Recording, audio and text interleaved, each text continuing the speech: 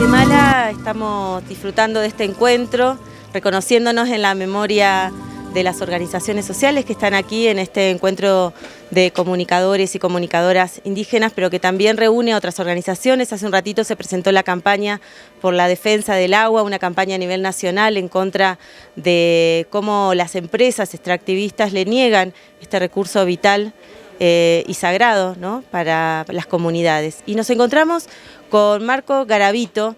Marco es integrante de una liga de trabajo en derechos humanos. Nos interesó muchísimo su historia y la historia de esta organización, que lo que hace es buscar a las personas que fueron desaparecidas durante el conflicto armado que hubo en Guatemala entre el 60 y el 96. Muchísimos años, muchísimas desapariciones y asesinatos que aún hoy implica el trabajo firme de familiares y de otras organizaciones buscando esas personas. Marco, gracias por esta charla.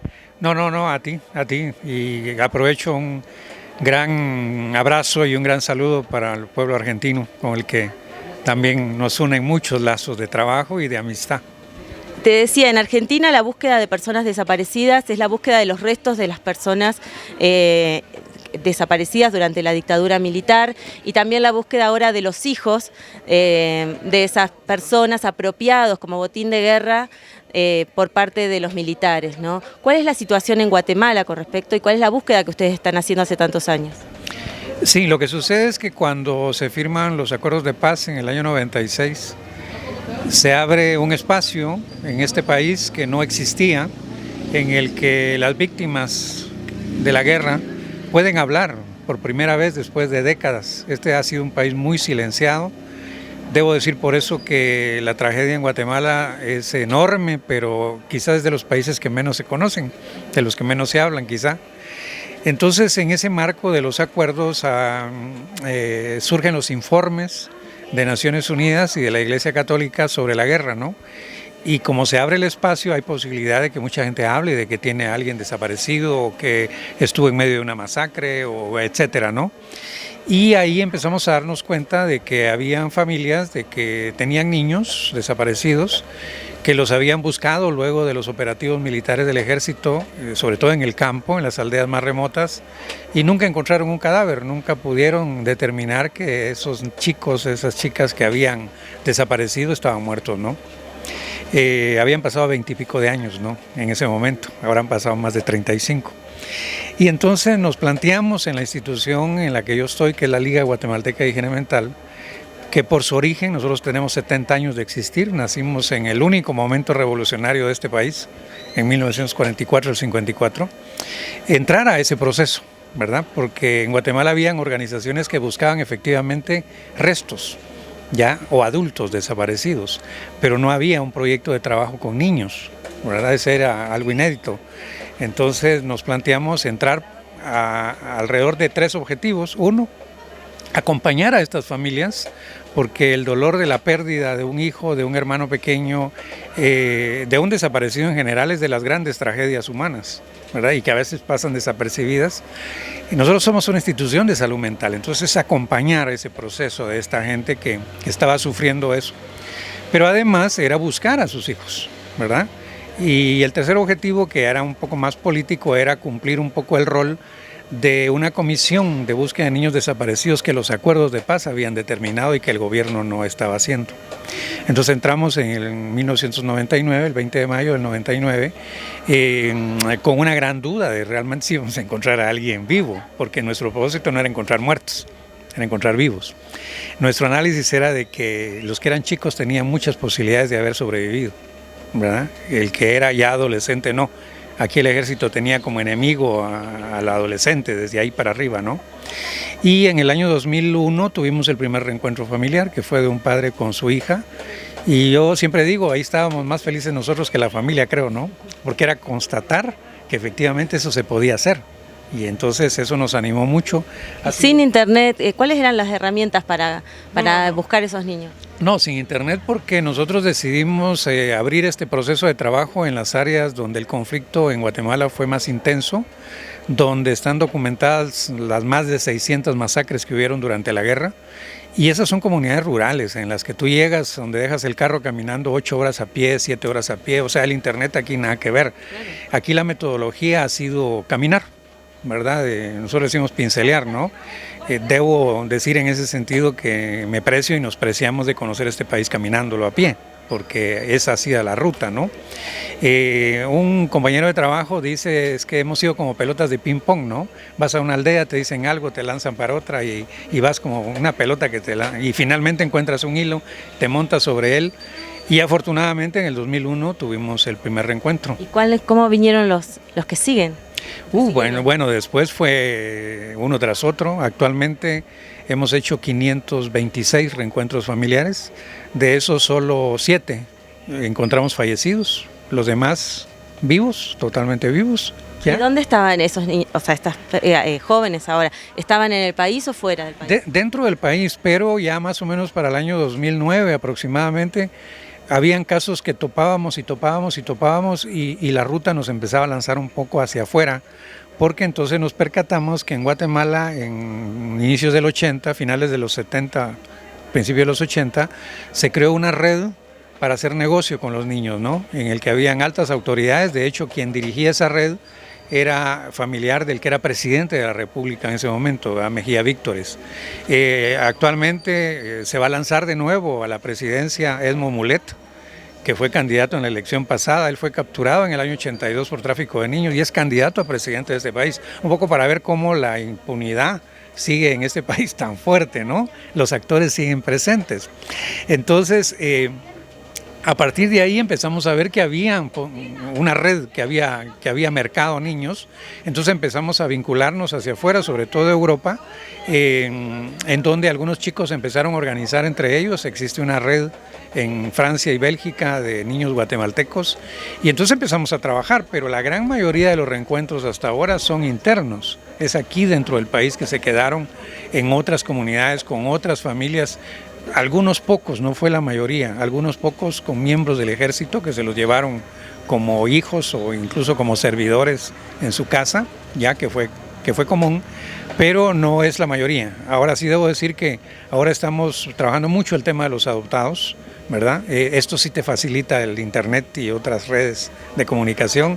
Hemos tenido ya alrededor de 7 u 8 reencuentros de adoptados de Europa y uno de Canadá recientemente, que vino a ver a su madre y a sus 2 hermanos, ¿verdad? Entonces por ahí es que hemos caminado.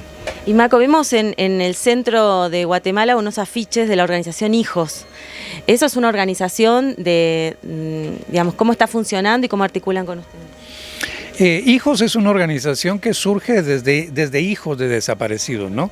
Después se fue nucleando y se fue enriqueciendo con otros jóvenes con la misma filosofía, aunque no necesariamente desaparecidos, ¿no? Entonces han jugado un rol político bastante importante, creemos nosotros. Pero en la coordinación, en esa búsqueda, 1 o 2 casos de ellos hemos seguido, ¿verdad? No es que haya una articulación muy fuerte, digamos, en el trabajo. Esto porque, debo insistir, el trabajo nuestro tiene que ver mucho con las comunidades muy rurales, muy rurales. Hay que hacer el énfasis que hemos atravesado 7 gobiernos ya, en lo que el programa existe, y no hay ni un solo gobierno que haya apoyado absolutamente nada de esto. Y no estoy hablando de dinero, estoy hablando de información, estoy hablando, por ejemplo, en Italia, hay un grupo de adoptados guatemaltecos, de jóvenes, 14 de ellos ya los tenemos ubicados, sus familias son del área norte del país, pertenecientes al programa nuestro, y no pueden venir porque no tenemos un acuerdo con los consulados o la Embajada de Italia que nos ayudaría con el idioma, con muchas cosas, ¿no? Hay que decir que incluso no nos han ayudado, pero para decirlo en buen chapín, nos han jodido, a excepción de un gobierno que fue el que más pantalla de izquierda tenía, el gobierno de la UNE de Colón. Ellos sí quisieron destruir este programa en su momento, ¿verdad? Es un poco paradójico todo esto, Pero más allá de todo esto, nosotros tenemos una concepción muy clara y es que lo fuerte de este programa son las familias y mientras las familias tengan esperanza, que son muy fuertes en eso, el programa no va a desaparecer. Así no tengamos dinero, así no tengamos apoyo, así no tengamos recursos. Hay un acuerdo con las casi 1.200 familias que son parte de este programa, que son muy activas. Una vez al año tenemos una asamblea nacional, ¿verdad?, donde llegan de todo el país. Son 3 días de trabajo muy hermosos siempre, muy hermosos. Entonces, pues aquí estamos empujando en un país tan complicado en este tema. Tuviste la visita de Estela, ¿no?, de Abuelas de Plaza de Mayo, nos contabas, y bueno, y también preguntarte cómo es el rol de las radios comunitarias en estas búsquedas, si han colaborado. Sí, primero con Estela, ¿no? Sí, efectivamente vino a Guatemala, tuvimos un par de actividades con ella, una en la ciudad capital y después fuimos a una comunidad que se llama el Pueblo de Dios, en el Altiplano Central, estuvo ahí con nosotros, pero además nos une un vínculo muy importante con las abuelas, ¿verdad?, entre otras organizaciones, porque hacemos parte, con las abuelas en particular, del Consejo Directivo de la Coalición Internacional contra la Desaparición Forzada. Esta es una organización que surge después de que Naciones Unidas aprueba la convención y que hay que ratificarla en los parlamentos. Entonces la formamos cerca de 50 organizaciones en el mundo y con María Adela Antocolets ahora, de las abuelas, que es parte de la directiva, pues tenemos una acción muy en común. De hecho, muy pronto, esperamos el mes entrante, vamos a estar juntos en una reunión con el grupo de trabajo de Naciones Unidas en Ginebra en el tema de desaparición forzada. Entonces, con las abuelas, como con ProBúsqueda en El Salvador, como AFAD en Asia, con la gente del Mediterráneo, de FEMED, o sea, tenemos un vínculo muy fuerte para afuera, ¿verdad? Y con respecto a las radios, lo que te preguntaba. Perdón. Las radios muy importantes porque hay que decir que en Guatemala aquí hay muchos idiomas, ¿no? Quizá en otros países hay más, pero es un país pequeño y tenemos 25 idiomas distintos y algunas variantes.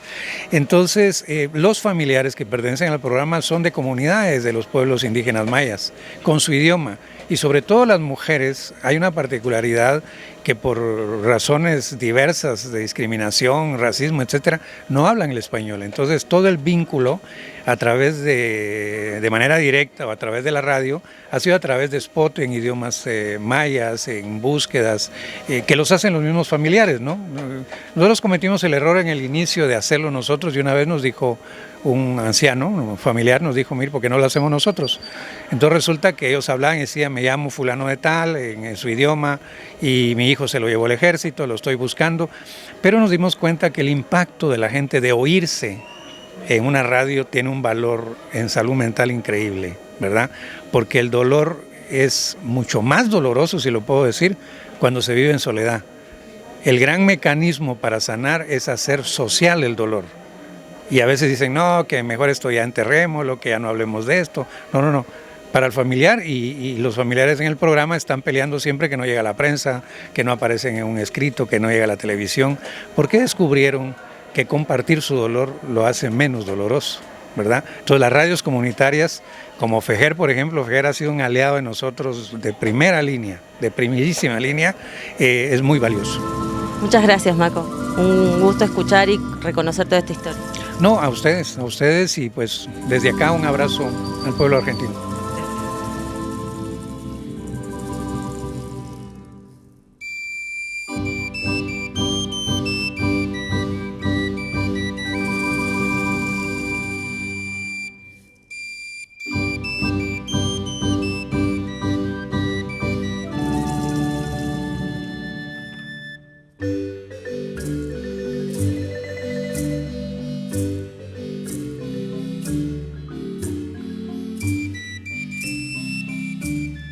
Mi nombre es Bonifacio Seto Sánchez, yo soy originario de Nevas Quiché, soy un sobreviviente del conflicto armado. Y, bueno, fui abandonado a los 6 meses, tenía 6 meses cuando mi madre fue asesinada directamente.